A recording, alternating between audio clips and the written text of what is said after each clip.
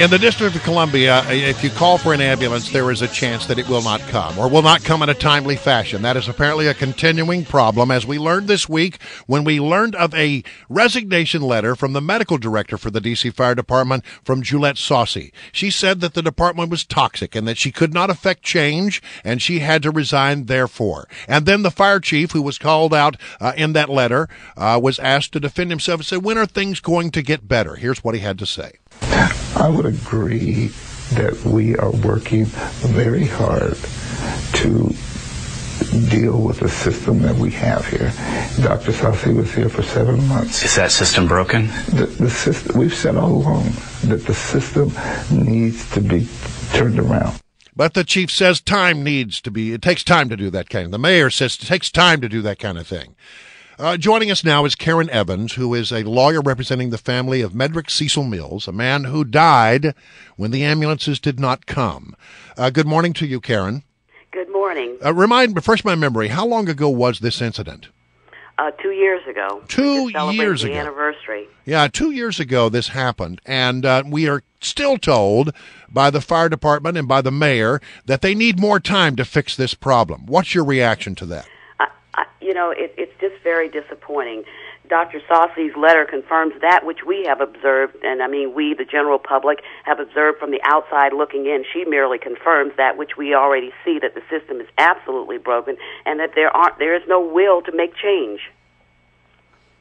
Oh, and as you look at the political landscape right now, do you think that there is any room for change in the fire EMS, considering the fact that the mayor has been in office for over a year now? She said this would be a priority, and now obviously with events unfolding the way they are, there's been no progress. There's absolutely been no progress, and what's most telling about the doctor's letter is that it confirms that there is no will to make change, and that there really is nothing on the horizon that should give the citizens like myself and like you any real belief that there is going to be change. And in fact, the things that she notes, the culture and the lack of accountability, are the things that have been said from time, for decades now. And if we want to mark recent history, let's look back at the 2007 Rosenbaum incident, in which, there was a task force and all these recommendations were made.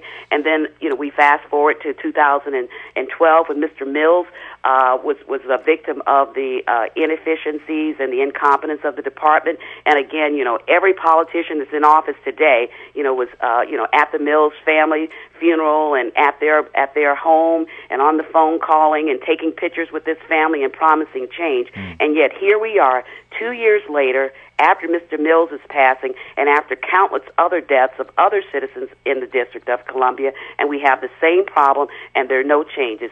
And in fact, there are affirmative actions being taken by the council and our leaders to make sure that the status quo remains in effect.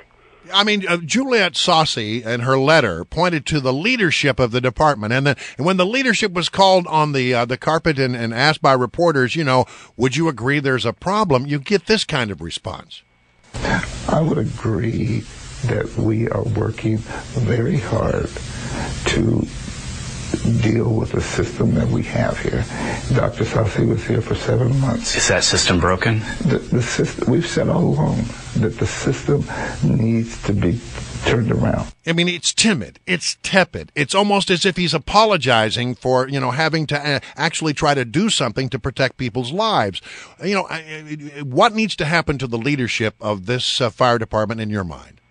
Well, I mean, we need leaders. We need leadership. What we have is just recounts of statements about existing problems. We already know that the system is broken. We knew that before he got here. His whole job in coming here was to make the change that is necessary to protect the lives of the citizens of the District of Columbia. This whole culture of carelessness that the doctor alluded to, that's just unacceptable. And I think that the real problem is because there's no accountability either internally or under the law. And I'm talking about things that the doctor alluded to in her letter, for example, and things that you all that have been reported in the media.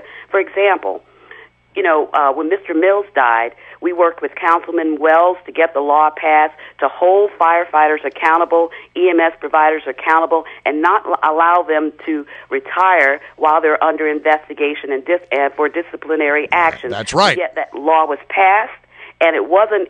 Regulations were not enacted by the agency, DC FIMS, so that this can be prevented. And here we are. We have a kid that died, an infant that died, and again, the lieutenant in charge, who didn't take any action, was allowed to retire, full pension, full benefits, no accountability internally.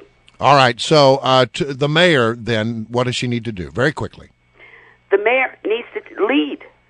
She needs to lead, and they need to make sure, one, that there is accountability under the law, that folks aren't allowed to retire under disciplinary actions, and two, that the public duty doctrine is not allowed to continue under the law. All right, Karen Evans, thank you so much for joining us. Greatly appreciated. Thank you for having me. It is now 7:43.